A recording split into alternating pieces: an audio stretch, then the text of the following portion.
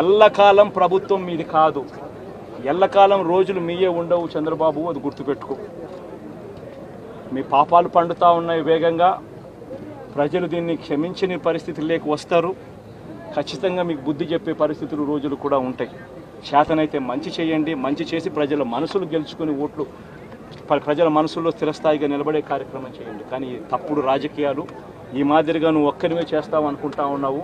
ఇదే మాదిరిగా కొనసాగితే రాష్ట్రంలో ఒక తప్పుడు సాంప్రదాయానికి నువ్వు నాంది పలుకుతా ఉన్నావు.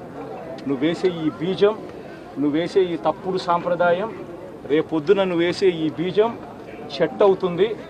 రేపొద్దున నువ్వు ఏదైతే ఇత్తుతావో అదే పండుతుంది.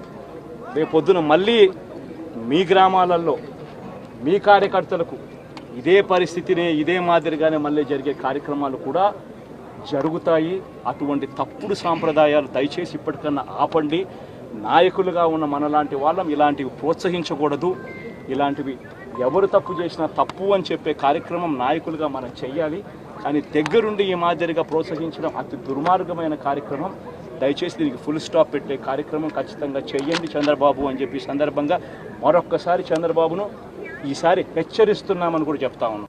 ఈ సాక్షి పత్రిక అయితే ప్రతి తల్లికి 15,000 మాత్రమే, అంటే ఒక్కరికే ఇస్తారు, తల్లికి ఇస్తారు, ఒక బిడ్డకు చొప్పునే ఇస్తారు, మిగతా వాళ్ళకందరికీ ఎగనామం పెడతారు అని సాక్షి రాయడం జరిగింది. మరి చంద్రబాబు గారు దీనికి క్లారిటీ ఇవ్వాలి. ఈ పథకం వర్తిస్తున్నది ప్రతి తల్లికి 15,000 లేకపోతే ప్రతి బిడ్డకు 15,000.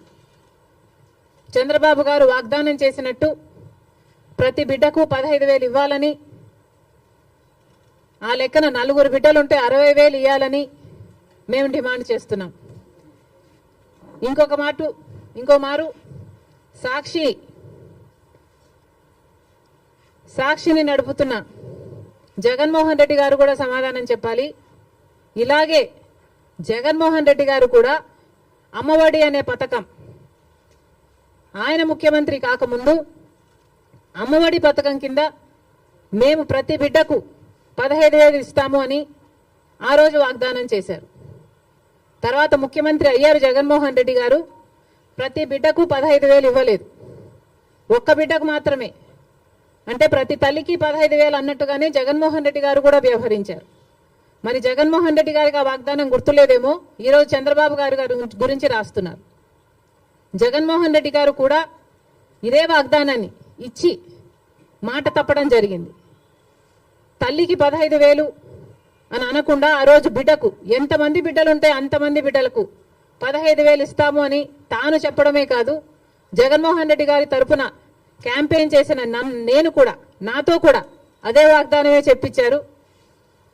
ఆ రోజుల్లో నేను కూడా జగన్మోహన్ రెడ్డి గారు ఈ పథకాన్ని అమలు చేస్తారు అని నమ్మి బాయ్ బాయ్ బాబు క్యాంపెయిన్లో నేను కూడా ప్రచారం చేయడం జరిగింది. కానీ జగన్మోహన్ రెడ్డి గారు ముఖ్యమంత్రి అయిన తర్వాత అమ్మఒడి పథకం కింద కేవలం ఒక బిడ్డకు మాత్రమే ఇవ్వడం జరిగింది. జగన్మోహన్ రెడ్డి గారు ఒక బిడ్డకే ఇచ్చారు, ఇప్పుడు చంద్రబాబు గారు కూడా ఒక బిడ్డకే ఇస్తారు అని అర్థం వచ్చేటట్టుగా నిన్న జీవోలో ప్రతి తల్లికి 15,000 అని రాయటం జరిగింది. కాబట్టి చంద్రబాబు గారు దీని మీద క్లారిటీ ఇవ్వాల్సిన అవసరం ఉంది అని కాంగ్రెస్ పార్టీ డిమాండ్ చేయడమే కాకుండా ప్రతి బిడ్డకు మీరు వాగ్దానం చేసినట్టు సూపర్ 6లో ఉన్న ప్రతి వాగ్దానము నిలబెట్టుకోవాలని కాంగ్రెస్ పార్టీ చంద్రబాబు గారిని, కూటమిని డిమాండ్ చేస్తున్నాం. ఇక ఇటీవల క్రియేట్ చేస్తున్న కన్ఫ్యూషన్ విశాఖపట్నం స్టీల్స్, వైజాగ్ స్టీల్కి సంబంధించి తెలుగుదేశం పార్టీ ప్రజాప్రతినిధులే రకరకాలుగా మాట్లాడుతున్నారు. ఒకరేమో అది లాస్ మేకింగ్ కంపెనీ, అమ్మక తప్పదు అని ఒక రకంగా మాట్లాడతారు. ఇంకొకరేమో ప్రైవేటైజ్ చేయము అని మాట్లాడతారు. అసలు విశాఖ స్టీల్కు ఇంత ప్రమాదం ఎందుకు వచ్చిందో ఆంధ్ర రాష్ట్ర ప్రజలందరూ కూడా ఆలోచన చేయాలి. అధికారంలో ఉన్న బీజేపీ పార్టీ అయితేమి, ఇక్కడ అధికారంలో ఉన్న చంద్రబాబు గారు అయితేనేమి ఆలోచన చేయాలి. అసలు వైజాగ్ స్టీల్కి ఇంతవరకు క్యాప్టివ్ మైన్ అనేది లేకుండా పోయింది. రాజశేఖర రెడ్డి గారి హయాంలో రాజశేఖర రెడ్డి గారు వైజాగ్ స్టీల్కి ఒక క్యాప్టివ్ మైన్ ఉండాలి అనే ఉద్దేశంతో అనంతపూర్ దగ్గర ఒక మైన్ను ఐడెంటిఫై చేయడమే కాకుండా ట్రైపార్టీ అగ్రిమెంట్ స్థాయి వరకు కూడా క్యాప్టివ్ మైన్ కోసం ప్రయత్నం చేయడం జరిగింది. తర్వాత వచ్చిన ముఖ్యమంత్రులు ఎవరు పల్లి పట్టించుకోవడం మనం చూడలేదు. రాజశేఖర రెడ్డి గారు ముఖ్యమంత్రిగా ఉన్నప్పుడు ఆర్థికంగా కూడా వైజాగ్ స్టీల్కి 100 కోట్లు ఇచ్చి ఆదుకోవడం జరిగింది. మరి ఆ తర్వాత ఏ ముఖ్యమంత్రులు వైజాగ్ స్టీల్ గురించి పట్టించుకోవడం చూడలేదు. ఎందుకు అని అడుగుతున్నాం. ఇప్పుడు మాట్లాడుతున్న తెలుగుదేశం వాళ్ళు చెప్తున్న మాటలు మేము మోడీతో మాట్లాడతాం, ఒప్పిస్తాం అన్నట్లుగా మాట్లాడుతున్నారు. అంటే మోడీ ఒప్పుకోకపోతే వైజాగ్ స్టీల్ ప్రైవేటైజ్ చేస్తారా? ఏం చెప్పదలుచుకున్నారు? ఏ మోడీతో మాట్లాడతారు?